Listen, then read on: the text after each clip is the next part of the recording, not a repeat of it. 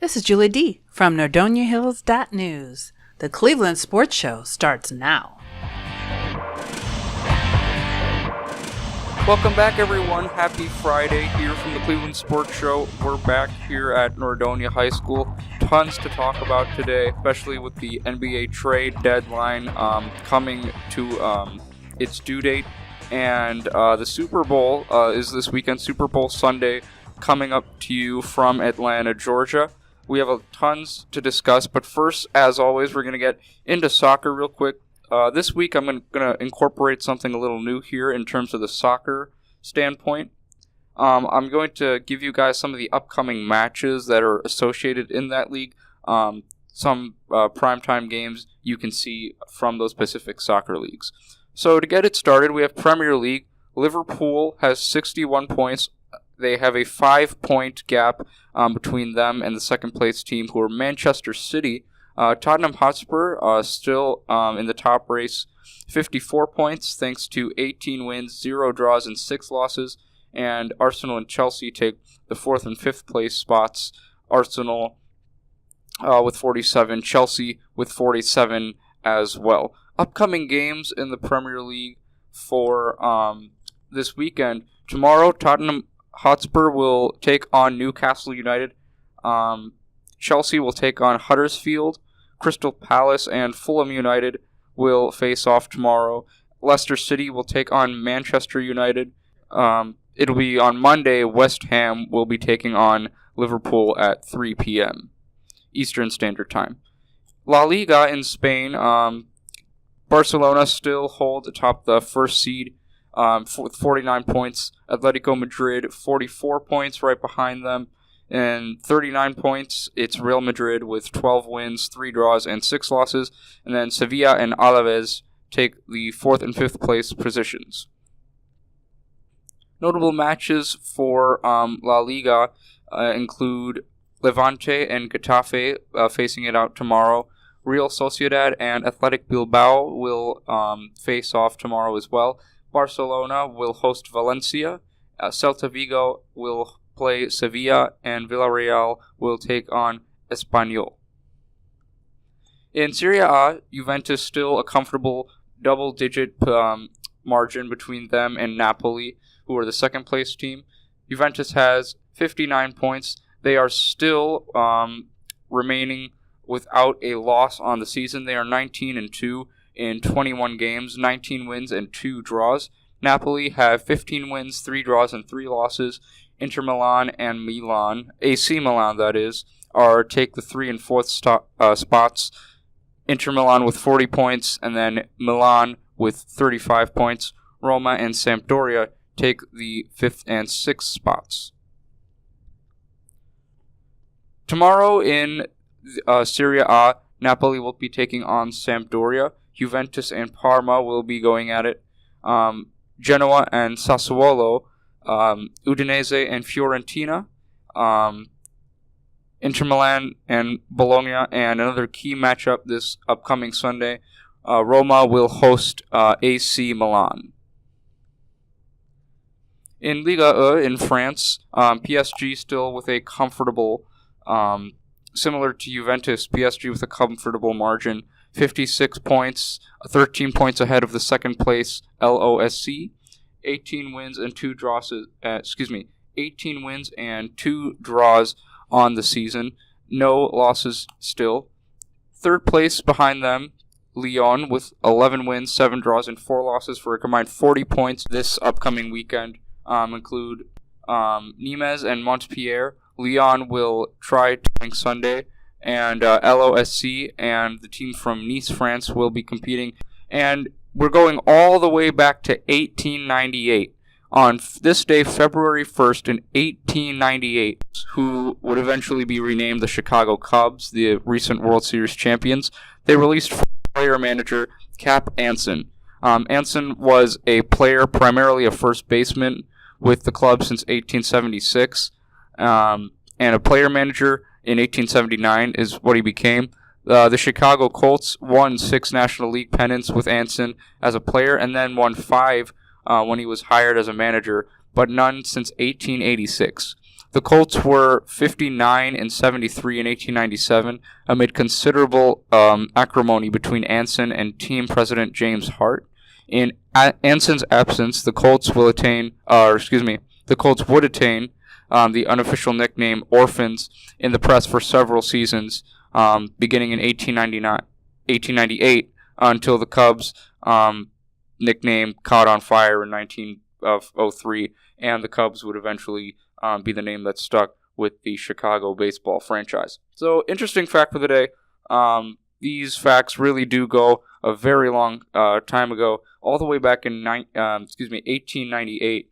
I'm really looking forward to next week's fact coming up next week. Now, there's really been a lot about the ongoing consistent pressure from Anthony Davis really wanting to get out of the New Orleans Pelicans. I've heard on ESPN multiple times that New Orleans is really, it pretty much is desperate to keep him, and they're going to be very firm and upright about it. In this case, Anthony Davis, if he is not traded by the deadline, which honestly will most likely not happen, he has the possibility to earn as much as $300 million if he re-signs with the New Orleans Pelicans.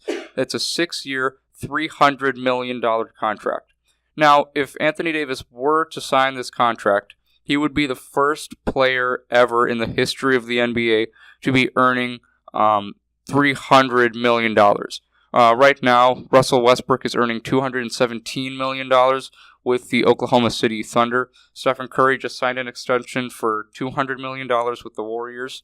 But I honestly, my eyes really I was mind-boggling. My eyes, opened like a child opening his presents on Christmas Day. It was just that surprising. I mean, $300 million. Just think of that. LeBron is getting paid $154 million in 4 years for the Lakers. Anthony Davis is almost getting double that amount, a little less than double that amount. Have any of that passion in him anymore? I would assume, the best move is most likely either going to be the Lakers to go to a team for the East. The Knicks, we're going to talk about them in their deal with the Mavericks here, and Kristaps Porzingis, which may have been for wanting to go to New York. Also been a team who have been thrown in there in terms of Anthony Davis trade rumors.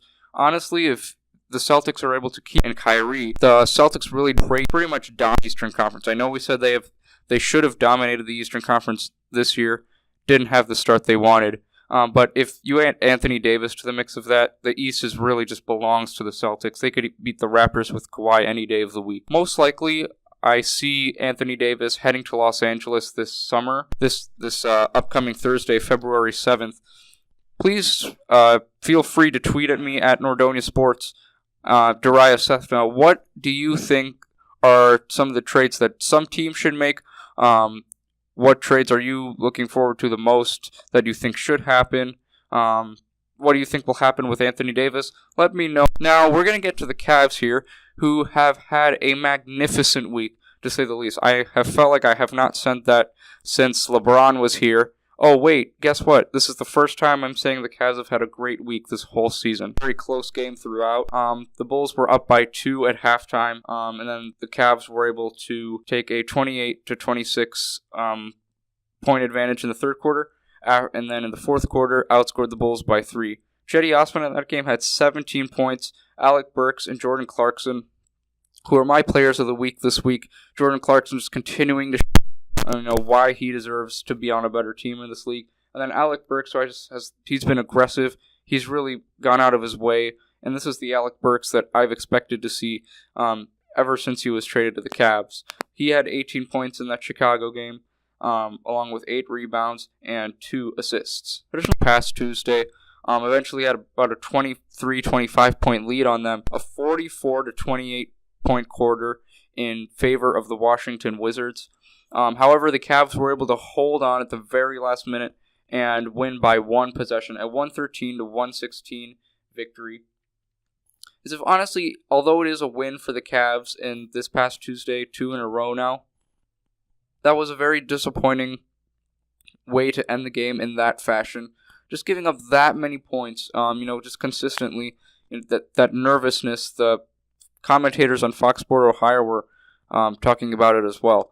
just the lack of confidence that the Cavaliers really had to close out that game, especially against a Wizards team who blew out the Pacers this past Wednesday. So we know these Wizards have a quality team.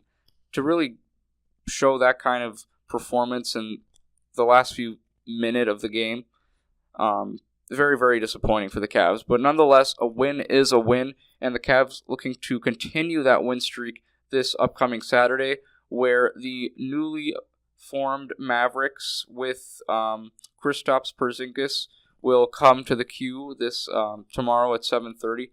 Not 100% sure if Tim Hardaway, Kristaps Porzingis, and all those guys will be playing, but I do know for sure that Luka Doncic, who most likely will win Rookie of the Year, really is pretty obvious here now. Luka Doncic, the most likely Rookie of the Year, will be at the Q tomorrow to take on the Cavs. The Cavs then will be hosting the Boston Celtics. I will be attending that game. Going to be a great one. Kyrie hopefully making his first return to the Q since October 17th, 2017. That was when Gordon Hayward experienced that horrific injury that really changed the whole outlook of the Celtics season. So that they will have that game, and then next Friday the Cavaliers will be in Washington, D.C.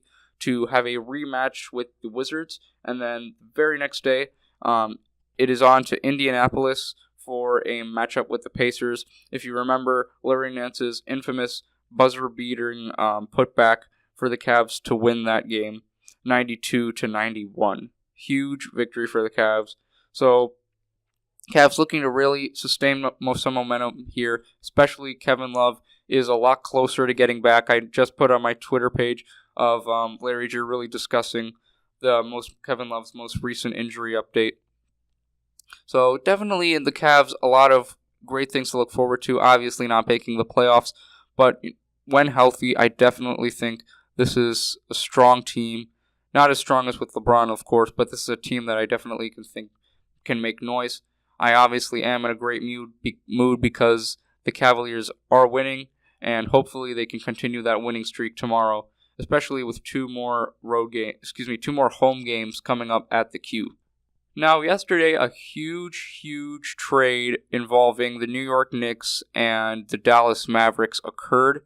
The Dallas Mavericks acquired Kristaps Porzingis and 3 other players from the New York Knicks.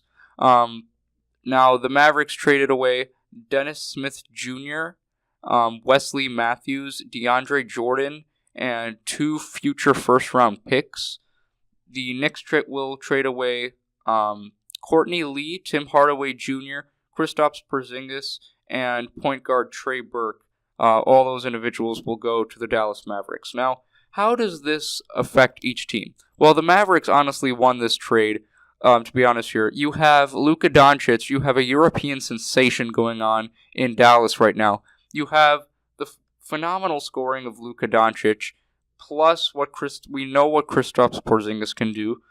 This is a guy who really we thought would be the face of the franchise for the New York Knicks. However, with this trade, it really is just going to help impact the Dallas Mavericks a lot more. He is injured right now, so he's most likely not going to play against the Cavs tomorrow. But from his career, he's averaged about 23 points. He was averaging the most points of his career last year. Tim Hardaway Jr. I definitely think is a solid player. We saw what he was able to do in Atlanta, and now moving it to his hometown in New York City. And also, Tim Hardaway as well, averaging about 20 points per game. Those are 2 extremely solid players for the New York Knicks now moving on to Dallas. And then, of course, Courtney Lee, who is a prolific 3-point shooter. Not the best, but it definitely is an upgrade for the Dallas Mavericks. And you add that alongside Harrison Barnes. You add that alongside J.J. Barea and what those guys can do. I definitely think Rick Carlisle has a solid team now that really have a chance to make the playoffs. Definitely not going to be top 4, but definitely a 6th, 7th, or 8th seed for the playoffs. Now, for the New York Knicks, Max Kellerman said this on ESPN today. He's almost like he's Maxzilla because he's extremely frustrated and angry. and stomping on the streets of New York City in anger because of this trade. And I'm honestly going to have to go with what he was talking about today. This really is a trade that doesn't make any sense for me if I'm a Knicks fan. Yes, I'm getting Mr. Lob City himself in DeAndre Jordan, but, Kristaps Porzingis really was the future of the New York Knicks. I've said that multiple times now, and I really just didn't see the logic in trading him. You're really doing the Mavericks a favor with this trade. Dennis Fitch Jr. is great. I really like him. Wesley Matthews is a nice role player. However, I just don't think that this Knicks team is going to be solid anymore because they don't have a player that they can really rely on to get consistent quality minutes. Dennis Smith Jr. is only in his second year. DeAndre Jordan is not, a prolific scorer that we know. So I really don't know what to expect from this Knicks team. This really is not the step in the direction that I was expecting from them. I was expecting them to build the team around Kristaps Porzingis. But since Kristaps Porzingis isn't there anymore, it's most likely going to have to be DeAndre Jordan who's going to get that knack for the responsibility of the Knicks, given that he's an all-star and, an old enough player now to realize what is around him. And speaking of all-star caliber players, LeBron James finally made his Laker reappearance last night in an overtime win. Technically, it was an away game against the Clippers, but it was right at home at Staples Center. He put in 24 points, 9 of 22 from the field, 1 of 6 from three-point range, 14 points, 9 assists, almost a triple-double in his first game back as a Laker. In an overtime win, a 123-120 victory for the Los Angeles Lakers. Now they are sitting at 27-25, sitting 9th in the Western Conference right now. The next game for the Lakers is a huge one, NBA Saturday prime time in Oakland, California for this upcoming weekend for the Los Angeles Lakers and the Golden State Warriors. Remember, it was on Christmas Day that LeBron injured his groin area and suffered that injury in Oakland against the Warriors. The next upcoming games from the Lakers include, I did mention their game in Oakland, and then they'll be taking, the same day that I go to see the Cavs-Celtics game, they'll be in Indianapolis taking on the Indiana Pacers, and then head out to Boston, Philadelphia, and Atlanta before returning home against the Houston Rockets. So a huge East Coast road trip coming up for the Lakers. What will they be able to do, especially now that LeBron's back? I definitely think they have winnable games against Los Angeles. I definitely think that they will have winnable games against Indiana and Atlanta for sure. The game against the Celtics, given the fact that it's in Boston, I'm not too entirely sure. And then you can never count out the Philadelphia 76ers, who I was talking about last week and had a sensational win last night with a 113-104 victory over the Golden State Warriors. Not only was it against the Warriors, it was in Oakland at the Oracle. Huge confidence booster for the Philadelphia 76ers. The Warriors finally get their first loss of the season with all their 5 All-Stars starting. So if I'm a Cavs fan or an NBA fan in general, that's something that really excites me. Joel Embiid, JJ Redick had a huge night last night. And speaking of JJ Redick, 15 points, all of those, 5 of 12 from the field. 4 of those 5 field goals were three-point field goals. And last but certainly not least, the NFL season will be coming to its conclusion this Sunday at 6:30 p.m., where the New England Patriots will be taking on the Los Angeles Rams in Atlanta at the Mercedes-Benz Stadium. It will be Maroon 5 will be performing the halftime show. So the New England Patriots and Los Angeles Rams will be battling for the Super Bowl title. Kickoff for that game is at 6:30 p.m. Tom Brady and the New England Patriots looking for redemption after that loss to the Philadelphia Eagles last year. The Los Angeles Rams looking for their first ever Super Bowl victory and a first ever NFL title for the city of Los Angeles. So not only do we have the Lakers who are back and running with LeBron, Los Angeles Rams also with a chance for an NFL championship. So definitely, if I'm living in Los Angeles now, in terms of sports, I'm pretty happy with what's going on, not going to lie. And that concludes our show for today. If you would like to see any of my other work, please check out my Twitter account, at Nordonia Sports. I'm Darayus Sethna. We have action-packed show for you guys next week. Hopefully Andrew will be back. We'll be here to wrap up the NFL season.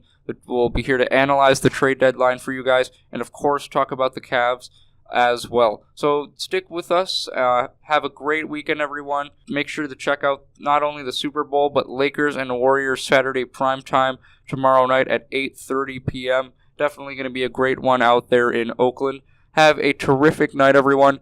We'll be back with you next Friday. Thank you.